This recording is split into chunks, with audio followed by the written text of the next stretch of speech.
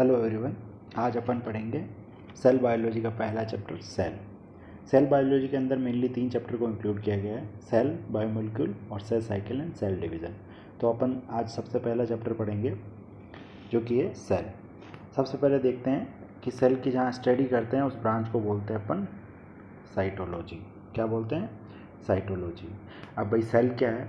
तो सेल क्या है? एक ऐसा एक अपनी लाइफ की फंक्शनल और स्ट्रक्चर यूनिट जो होती है उसको अपन क्या बोलते हैं? सेल बोलते हैं। यानी किसी भी लिविंग ऑर्गेनिज्म की फंक्शन और स्ट्रक्चर यूनिट जो होगी उसको अपन क्या बोलेंगे? सेल बोलेंगे।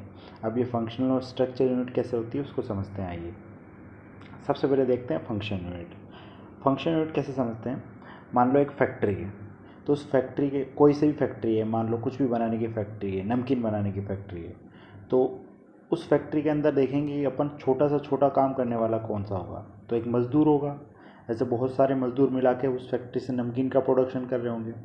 वैसे ही अगर अपन अपनी बॉडी की बात करें तो अपनी बॉडी भी ऐसे छोटे छोटे मज़दूरों से मिलके बनी होती है। तो एक जो सबसे छोटा मज़दूर जो होगा वो होगा सेल। ऐसे ही बहुत सारी सेल मिलके अपनी बॉडी के जितने भी फंक्शंस होते हैं वो परफॉर्म करेगी। ठीक है। दूसरा स्ट्रक्चर देखते हैं। स्ट्रक्चर में कैसे है कि मान लो एक दीवार है, वो दीवार किससे मिलके बनी होगी? बहुत सारी ईंटों से। तो उस दीवार की एक छोटी सी छोटी यूनिट क्या होगी? ईंट होगी। वैसे ही अगर अपन अपनी बॉडी की बात करें जो कि बहुत सारी मसल्स, टिश्यू इनसे मिलके बनी होती है, तो उसकी सबसे छोटी यूनिट क्या होगी? वो एक सेल होगी। तो इसीलिए अपन सेल को क्या बोलते हैं? स्ट्रक्चर और फंक्शन यूनिट ऑफ लाइफ बोलते हैं। ठीक है। एक दूसरी डेफिनेशन सेल की ओर निकल के आती है कि ये इंडिपेंडेंट एग्जिस्टेंस करेगी। यानी मान लो ये सेल है, तो इस सेल के अंदर और भी न्यूक्लियस भी है, माइटोकॉन्ड्रिया भी है, तो वो तो इससे भी छोटे हैं, पर अगर उनको सेल से बाहर निकालेंगे तो वो मर जाएंगे। क्यों? क्योंकि वो एक सिस्टम के ऊपर डिपेंड कर रहे हैं। लेकिन अगर आप किसी एक टिश्यू में से एक सेल को बाहर निकालोगे तो ज़रूरी नहीं वो मर जाए। ठीक है। तो मतलब वो इंडिपेंडेंटली एग्जिस्टेंस कर सकती है। दूसरा, वो वो सारे फंक्शन परफॉर्म करेगी जिससे कि उसकी लाइफ मेंटेन रहे। तो performing essential function two of life, यानी लाइफ के लिए वो जितने भी असेंशियल फंक्शन है वो सारे के सारे परफॉर्म करेगी। अब देखते हैं हिस्ट्री के बारे में सेल की। सबसे पहले सेल की जो डिस्कवरी है उसके बारे में बात करते हैं। तो सेल की जो सबसे पहली लिविंग सेल की जो डिस्कवरी की गई वो की गई एंट वॉन लेवेनहुक द्वारा। किसके द्वारा? Anton van Leeuwenhoek. ठीक है। अगर एग्जाम में ऐसा पूछे कि हु डिस्कवर्ड फर्स्ट सेल, तो आंसर क्या जाएगा? Anton van Leeuwenhoek. अगर वो ऐसा पूछे कि who discovered first living cell, तो भी आंसर क्या जाएगा? Anton van Leeuwenhoek. लेकिन अगर वो ऐसा पूछ ले who discovered first dead cell, तब आंसर क्या जाएगा? Robert Hooke. या फिर वो ऐसा पूछ ले सेल वॉल, तो भी आंसर रॉबर्ट हुक जाएगा। अब डेड सेल और सेल वॉल कैसे है सर? तो मान लो एक सेल है, वो अगर डेड हो जाएगी तो उसके पास बचेगा क्या? सिर्फ सेल वॉल ही बचेगी। और अब आप बोलोगे सर एनिमल सेल में तो ऐसा होता नहीं। तो रॉबर्ट हुक जो है उसने क्या किया था? प्लांट सेल की सेल वॉल को देखा था और उसने उसका नाम सेल दिया था। तो इसीलिए उसको ऐसा बोलते हैं कि उसने डेड सेल की डिस्कवरी की थी। ठीक है। फिर बात करते हैं न्यूक्लियस। तो न्यूक्लियस की डिस्कवरी की है रॉबर्ट ब्राउन ने। ठीक है। अब बात करते हैं सेल थ्योरी की। सेल थ्योरी किसने दी? शेल्डन और स्वान ने। 2 साइंटिस्ट थे, शेल्डन और स्वान। दोनों अलग अलग साइंटिस्ट थे। ऐसा नहीं कि दोनों एक दूसरे को जानते हो, नहीं जानते थे, दोनों अलग साइंटिस्ट थे। शेल्डन जो था वो जर्मन बॉटनिस्ट था और स्वान जो था वो ब्रिटिश जूलॉजिस्ट था। अब आप कैसे याद रखोगे? क्योंकि ये नीट में पूछ लिया जाता है बहुत बार। तो स्वान जो होता है, स्वान आपको पता है क्या होता है? हंस, है ना? हंस होता है। हंस क्या होता है? एनिमल। एनिमल होता है। और दूसरा वो वाइट होता है। वाइट मतलब सफ़ेद। सफ़ेद मतलब गोरे बोल सकते हैं अपन। तो इससे आप याद रख सकोगे कि स्वान जो होता है वो हंस होता है मतलब जूलॉजिस्ट, और गोरा होता है मतलब सफ़ेद। तो ब्रिटिश लोग जो होते हैं वो गोरे होते हैं। ठीक है। ऐसा बोलते हैं ना अपन, अंग्रेज़ों को ही तो गोरा बोलते थे, जर्मन को थोड़ी ना बोलते थे, क्योंकि अपने देश में तो अंग्रेज आए थे। तो दूसरा अपने आप आपको शेल्डन का अपने आप याद रह जाएगा कि वो बॉटनिस्ट था और जर्मन का था। ठीक है।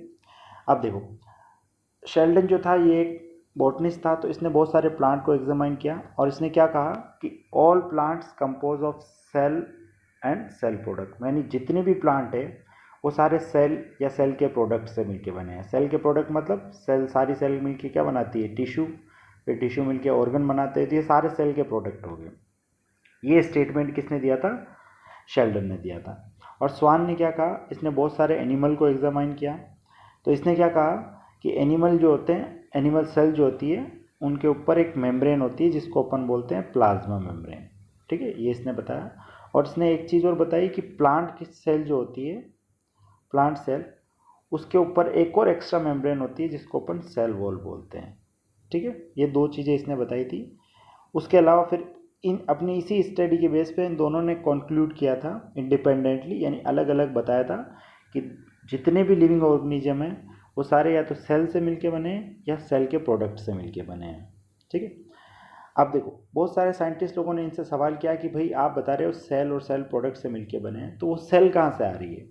तो इनकी जो सेल थ्योरी था उसका ड्रॉबैक ही यही था कि ये इन दोनों ने ये एक्सप्लेन नहीं कर पाए, ये दोनों, कि नई सेल कहाँ से बन रही है, ठीक है। तो उस सेल थ्योरी को फिर मॉडिफाई किया एक और साइंटिस्ट ने जिसका नाम है रुडोल्फ विर्चो। क्या नाम है, रुडोल्फ विर्चो। इन्होंने एक स्पेशल स्टेटमेंट दिया था जो बहुत इंपॉर्टेंट है, ओमनी सेलुला ई सेलुला। क्या स्टेटमेंट दिया, ओमनी सेलुला ई सेलुला। इसका मतलब क्या होता है कि जो भी नई सेल होती है, new cell formed from pre existing cell, यानी जो भी नई सेल बनती है वो प्री एग्जिस्टिंग सेल से बनती है। तो जो फाइनल सेल थ्योरी अपने सामने आई वो क्या आई कि all living organism are compose of cell and cell product, और दूसरा all cells arise from pre existing cells, ठीक है। अब आता है अगला टॉपिक अपना, जो साइज होगी सेल्स की या शेप होगी वो कैसे होगी। तो किसी भी सेल की साइज और शेप इस बात पे डिपेंड करती है कि वो सेल कौन सा फंक्शन कर रही है, ठीक है। जैसे एग्जांपल के तौर पे आरबीसी का मेन काम क्या है, ऑक्सीजन को ट्रांसपोर्ट करना, तो उसकी शेप जो होती है वो कैसी होती है, राउंड और बाइकॉन्केव होती है। राउंड कैसे, कि जब आप उसको साइड से देखोगे तो आपको ऐसे राउंड लगेगी, ऐसे राउंड लगेगी, ठीक है। लेकिन जैसे आप ऊपर से देखोगे, मतलब यहाँ से देखोगे, तो ये आपको कुछ इस तरीके से दिखेगी, ठीक है। ऊपर से देखने पे बाइकॉन्केव और साइड में से देखोगे तो राउंड दिखेगी। तो इसकी जो ये शेप है, क्योंकि इसका फंक्शन क्या है, ऑक्सीजन को लेके जाना, उसके लिए सबसे ज़्यादा सरफेस एरिया चाहिए, तो सरफेस एरिया के लिए ये क्या हो जाएगी, कॉनकेव हो जाएगी, ठीक। वैसे ही डब्ल्यूबीसी जो होती है उसकी एमीबॉइड होती है। कॉलमनर एपिथेलियम सेल्स जो होती है वो लॉन्ग और नैरो होती है। नर्व सेल्स जो होती है वो ब्रांच और लॉन्ग होती है। ट्रैकिट्स जो होते हैं वो इलोंगेटेड होती है, और मेसोफिल सेल्स जो होती है वो राउंड और ओवल होती है। तो ये क्योंकि एनसीईआरटी में दे रखे हैं तो पूछे जा सकते हैं, तो इनकी शेप याद कर लेना, ठीक है। बाकी अपन आगे और भी पढ़ेंगे आगे वाले चैप्टर में, तो इनके बारे में और डिटेल से बता देंगे, ठीक है। ये तो था शेप के बारे में। अब साइज़ की बात करें तो सबसे छोटी सेल जो है, स्मॉलेस्ट सेल, वो है माइकोप्लाज्म। माइकोप्लाज्म एक प्रोकैरियोटिक सेल है, आगे पढ़ेंगे इसके बारे में, ठीक है। दूसरा, उससे बड़े आते हैं बैक्टीरिया। बैक्टीरिया से बड़ी आरबीसी, आरबीसी से बड़ी egg of ostrich. Egg of ostrich सबसे लार्जेस्ट सेल है, ठीक है, और सबसे स्मॉलेस्ट सेल माइकोप्लाज्म, ठीक है। ये ऑर्डर एनसीईआरटी में दे रखा है, मतलब एनसीईआरटी ने ऐसा बता रखा है कि सबसे छोटी माइकोप्लाज्म है, फिर उसके बाद बैक्टीरिया आते हैं। तो ये ऑर्डर पूछ लिया जा सकता है, कभी एनसीईआरटी में दे रखा है इसलिए पूछा जा सकता है, ठीक है। फिर बात करते हैं टाइप ऑफ सेल। तो मेनली दो टाइप की सेल होती है, एक होती है प्रोकैरियोटिक सेल और एक होती है यूकैरियोटिक सेल्स। अब प्रोकैरियोटिक सेल्स क्या होती है, ऐसी सेल्स जिनके अंदर ट्रू न्यूक्लियस एब्सेंट हो उसको बोलते हैं प्रोकैरियोटिक सेल्स। मानी ये सेल है, ये सेल है, इस सेल के अंदर क्या है, न्यूक्लियस होना चाहिए, लेकिन अगर उसके अंदर ट्रू न्यूक्लियस एब्सेंट है, यानी न्यूक्लियस नहीं है, सिर्फ जेनेटिक मटेरियल है, ऐसे ही जो भी साइटोप्लाज्म में फैला हुआ है, तो उस सेल्स को बोलेंगे प्रोकैरियोटिक सेल्स। और यूकैरियोटिक सेल जो होती है उसके अंदर ट्रू न्यूक्लियस जो होता है वो प्रेजेंट होता है, ठीक है। ट्रू न्यूक्लियस क्या हो, प्रेजेंट हो, उसको क्या बोलेंगे, यूकैरियोटिक सेल्स बोलेंगे। ये तो कोई मेन डिफरेंस हो गया। उसके अलावा और भी बहुत सारे इनके अंदर डिफरेंस पाए जाते हैं, वो क्या होते हैं, तो मेनली प्रोकैरियोटिक सेल्स के अंदर किस किस को इंक्लूड किया गया है, मोनेरा। जितना भी मोनेरा ग्रुप है वो सारा का सारा प्रोकैरियोटिक सेल्स के अंदर आता है, ठीक है। और यूकैरियोटिक सेल्स के अंदर मोनेरा के बाद प्रोटिस्टा, फंजाई, एनिमल और प्लांट सेल, ये सारे के सारे किसके अंदर इंक्लूड किए गए हैं, यूकैरियोटिक सेल्स के अंदर इंक्लूड किए गए हैं, ठीक है। दूसरा, जो प्रोकैरियोटिक सेल्स होती है वो जनरली स्मॉल साइज़ की होती है, छोटी साइज़ की होती है, और जो यूकैरियोटिक सेल्स होती है वो लार्ज साइज़ की होती है। ठीक। चौथा पॉइंट, सेल ऑर्गेनेल्स जो होते हैं इसके अंदर सारे के सारे एब्सेंट होते हैं, जबकि जो यूकैरियोटिक सेल्स होती है उसके अंदर सेल ऑर्गेनेल्स सारे के सारे प्रेजेंट होते हैं। सेल ऑर्गेनेल्स यानी गोल्जी बॉडी हो गया, एंडोप्लाज्मिक रेटिकुलम हो गया, लाइसोसोम हो गया, ये सारे के सारे सेल ऑर्गेनेल्स है। तो ये सारे के सारे प्रोकैरियोटिक सेल में एब्सेंट होते हैं, जबकि इसमें प्रेजेंट होते हैं। इसके अंदर राइबोसोम प्रेजेंट होते हैं प्रोकैरियोटिक सेल में, लेकिन वो 70S टाइप के होते हैं। अब ये 70S 80S क्या है ये आगे बताऊंगा। तो इसमें अंदर राइबोसोम होते हैं लेकिन 70S टाइप के होते हैं। और जो यूकैरियोटिक सेल होती है उसके अंदर दोनों टाइप के होते हैं। अगर अपन साइटोप्लाज्म की बात करें तो वो 80S टाइप के, और किसी सेल ऑर्गेनेल्स के अंदर बात करें जैसे माइटोकॉन्ड्रिया और प्लास्टिड के अंदर पाए जाते हैं वो 70S टाइप के पाए जाते हैं, सॉरी। और जो साइटोप्लाज्म होता है उसमें 80S पाए जाते हैं, करेक्ट कर लेना। अगला, इसके अंदर जो डीएनए पाया जाता है, जो जेनेटिक मटेरियल होता है वो सर्कुलर होता है, ऐसा सिंगल सर्कुलर डीएनए पाया जाता है। लेकिन जो यूकैरियोटिक सेल होती है उसके अंदर ऐसा लीनियर डीएनए पाया जाएगा। ठीक है। अगला, इसके अंदर एक ही क्रोमोसोम पाया जाएगा, और इसके अंदर बहुत सारे क्रोमोसोम हो सकते हैं यूकैरियोटिक सेल्स के अंदर। इसके अंदर हैप्लॉइड जीनोम होता है। हैप्लॉइड यानी जीन की एक ही कॉपी होगी, जबकि इसके पास अगर ये जीन है तो इसकी एक फोटोकॉपी भी होगी। ठीक है, उसको डिप्लॉइड बोलते हैं। तो इसके अंदर हैप्लॉइड जीनोम होता है, इसके अंदर डिप्लॉइड जीनोम होता है। इसके अंदर प्लाज्मिड प्रेजेंट होता है। अब ये प्लाज्मिड क्या है आगे बताऊंगा। इसके अंदर प्लाज्मिड एब्सेंट होता है। जो प्रोकैरियोटिक होते हैं इसके अंदर ट्रांसक्रिप्शन एंड ट्रांसलेशन दोनों ही साइटोप्लाज्म में होता है, साइटोसोल भी बोलते हैं उसको, और साइमल्टेनियसली होते हैं। मतलब आगे आगे तो ट्रांसक्रिप्शन हो रहा है और उसके पीछे पीछे ट्रांसलेशन हो रहा है। जबकि इसके अंदर क्या होता है, ट्रांसक्रिप्शन तो न्यूक्लियस के अंदर होगा, उसके बाद वो न्यूक्लियस से mRNA फिर बाहर आएगा, न्यूक्लियस से बाहर साइटोप्लाज्म में, और वहाँ पे क्या होगा, ट्रांसलेशन होगा। तो साइमल्टेनियसली नहीं, इसके बाद गैप में होता है। ठीक है। इसके अंदर जो रिप्रोडक्शन होता है जनरली ये सेल्स एसेक्सुअल रिप्रोडक्शन करती है, वो भी मेनली बाइनरी फिशन। और इसके अंदर सेक्सुअल रिप्रोडक्शन होता है, जैसे मियोसिस माइटोसिस के थ्रू होता है। ठीक है। तो ये मेन डिफरेंस है यूकैरियोटिक और प्रोकैरियोटिक सेल्स के अंदर। अब अगर अपन आगे बात करें तो अपन थोड़ा प्रोकैरियोटिक सेल्स को थोड़ा डिटेल से देख लेते हैं। ठीक है। प्रोकैरियोटिक सेल्स तो आपको ये तो पता चल ही गया इसको कौन रिप्रेजेंट करता है। तो मोनेरा ग्रुप में जो भी आएंगे, जैसे बैक्टीरिया है, ब्लू ग्रीन एल्गी है, माइकोप्लाज्म है, और PPLO pleuro pneumonia like organism, ये सारे के सारे क्या है, किसको रिप्रेजेंट करेंगे, प्रोकैरियोटिक सेल्स को रिप्रेजेंट करेंगे। अब इस प्रोकैरियोटिक सेल्स की कुछ खास बात होती है। ठीक है। तो उन कैरेक्टरिस्टिक्स के बारे में पढ़ेंगे अपन। सबसे पहले इसके सेल एनवेलप पढ़ते हैं, यानी इसकी कवरिंग कैसी होती है। तो बैक्टीरिया जो होता है अपने सेल एनवेलप, यानी ये जो बैक्टीरिया सेल है इसके ऊपर जो भी कवरिंग आएगी, जैसे सेल मेम्ब्रेन हो गई, सेल वॉल हो गई, या और भी कुछ होता है, तो उसके बेसिस पे बैक्टीरिया को दो भागों में बांटा गया है। और ये किसने दिया है डिवाइडेशन, ग्राम नाम के साइंटिस्ट ने दिया है। तो बेस्ड ऑन सेल एनवेलप, ये जो सेल एनवेलप है ये किसी खास टाइप की स्टेनिंग यानी मतलब इसके ऊपर कोई कलर डाला तो ये जो कवरिंग होती है किसी खास टाइप के कलर को ही एब्जॉर्ब करेगी तो कलर देगी, और किसी खास टाइप के को नहीं करेगी। ठीक है। तो इस कलर से या स्टेनिंग से जो रेस्पॉन्ड करेगा उसके बेसिस पे बैक्टीरिया को दो ग्रुप में डाल दिया, एक ग्राम पॉजिटिव और दूसरा हो गया ग्राम नेगेटिव। ठीक है।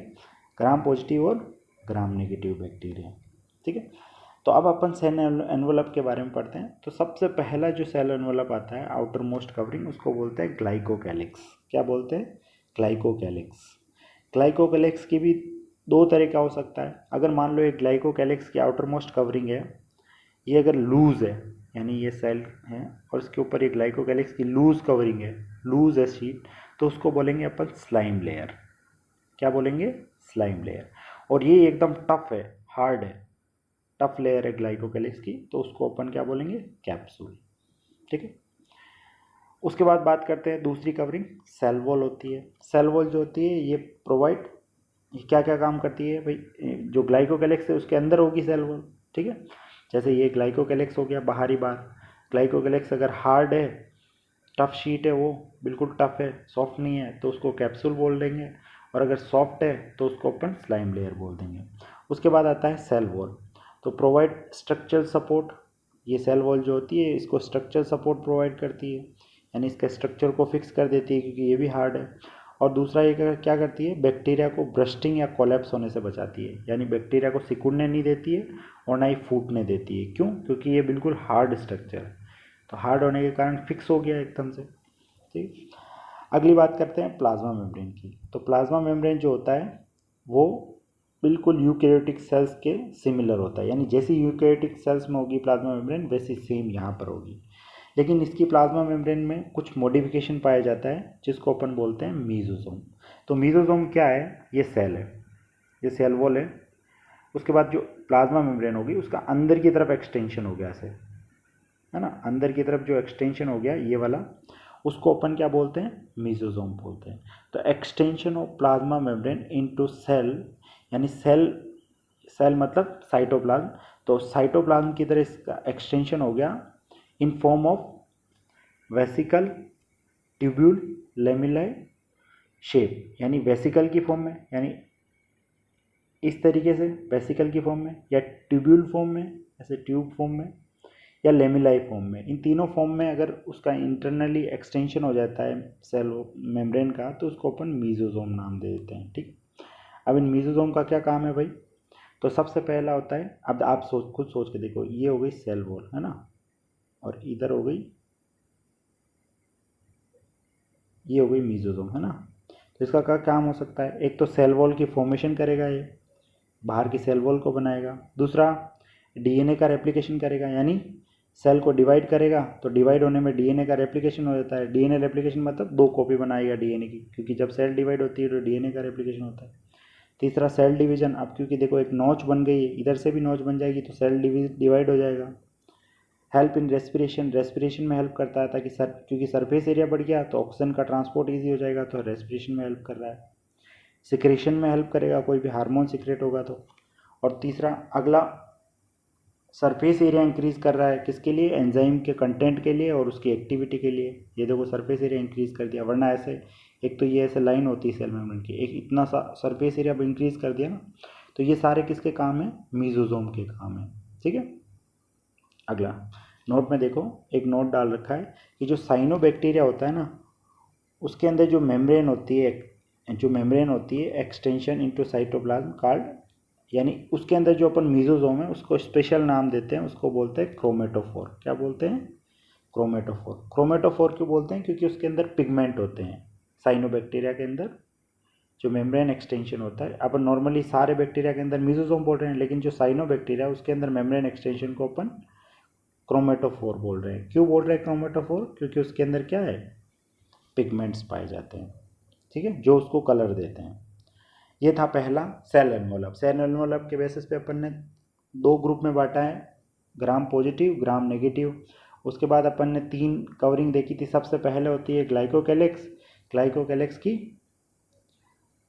दो नाम दिए गए, अगर लूज शीट है तो स्लाइम लेयर और टफ शीट है तो कैप्सूल। ठीक है, फिर उसके बाद बात करते हैं सेल वॉल बढ़ी अपन ने, जो उसके अंदर होती है। फिर सबसे अंदर होती है प्लाज्मा मेम्ब्रेन। प्लाज्मा मेम्ब्रेन का एक एक्सटेंशन होता है, एक मॉडिफिकेशन होता है जिसको मीजोसोम बोल रहे हैं। और मीजोसोम के फंक्शन बहुत इंपॉर्टेंट है, पूछ सकता है इसमें से नीट में कोई भी। ठीक है, उसके बाद ये नोट भी एनसीईआरटी में दे रखा है, यानी ये चीज़ एनसीईआरटी में दे रखी है कि जो साइनोबैक्टीरिया होते हैं उनके अंदर जो प्लाज्मा मेम्ब्रेन का साइटोप्लाज्म की तरह एक्सटेंशन होता है उसको अपन क्या बोलते हैं? क्रोमेटोफोर बोलते हैं। ये भी पूछ सकता है।